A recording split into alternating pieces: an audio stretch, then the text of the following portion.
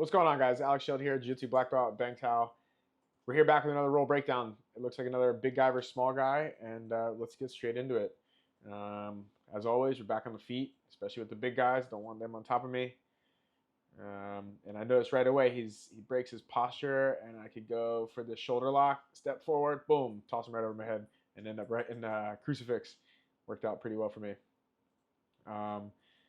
As I'm up there, I realized he was still grabbing over my head, and it makes it easier for me to kind of step into the mount. But he did a good job realizing. I think doing a little bit of leg work here, try to keep his arm pinned. Yeah, if you can see my legs, I'm trying to isolate both arms, the back arm as well as the top arm. It's not working out so well, but I realized he was kind of turtling up. Was able to step over, look for the back, chair sit, and run the back.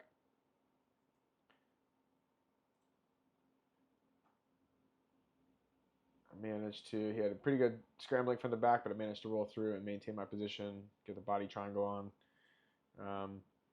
Yeah, usually when I get to these positions early in the round, especially on bigger, stronger guys, a lot of times when people roll with me, I'm only 65 kilos, they kind of underestimate me from the beginning. And so as soon as I take good position, I just really try to maintain my position and make them uncomfortable for the entire round. Yeah, that worked out pretty well. I had my body triangle, but when he rolled to escape, we ended up in a really strong mount. Decided to switch to knee on belly, especially being a smaller guy when I'm in mount. A lot of times they can frame and push off me and escape kind of easily. So I decided to take the side position instead. As he turns in, I look for the seatbelt and look to take the back once again. That's a big kind of strategy of mine. I mean, with anybody, but especially big people. If they're hard to move, I make them move. I make them very uncomfortable with pressure so they can turtle up, and I hit a nice choke.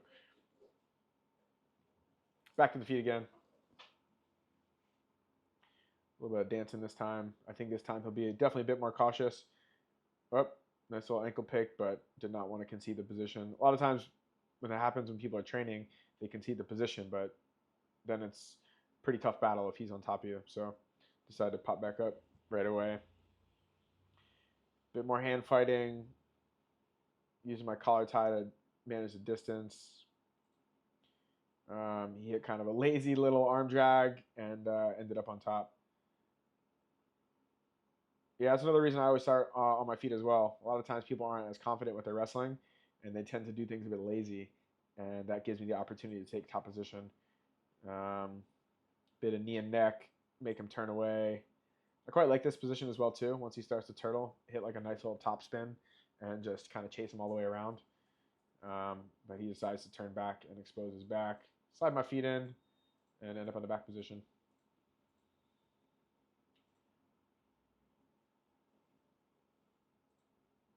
Hit my cop block. So we're going to rewind it. We'll take another actually look at that, how I set that up. So as we end up on the back, typically what used to be called the good side is when your choking hand side with my right arm is down. But this time he rolls the other way, so my choking hand side is on top, and I have wrist control on bottom, and he goes to sit up to his elbow is good for me. I do a little smother, he sits up on his elbow, pull the wrist back, and I hit him with what I call a cop lock. Back to the feet.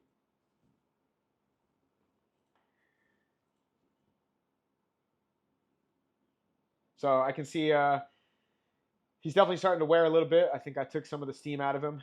People come at me pretty hard, especially when we've never rolled, especially when they're bigger than me. But if I can kind of tire them out even from the beginning, it'll make the rest of the round easier. And he's a little bit lower now. He's a little bit more cautious, I think. He tries to, I don't know if that was a snap down or what, but didn't do much. Back to the 2-on-1. I might try to feed him my head here. Nope. Back to a collar tie. Get up on the feet. I do stand quite straight up pretty often, just because, again, I do like counter wrestling. So if he shoots in just like that, I can grab the neck and I can use it to try to finish with the guillotine. And if not, roll him over, take top position, and that's it. I've talked about this before in my videos. The guillotine I use is not always to finish. A lot of times it's just to finish on top, and then even again make them turtle up. I might hit a nice armbar here right now. I'm trying to grab his forearm from the bottom side. No, he's defending it pretty well. He grabs a leg, step over, back for the back. Kind of like a modified back, almost like a crucifix control. But as he goes to escape the back, he puts me right into crucifix. But I decided to abandon it, look for an arm bar, and get another finish.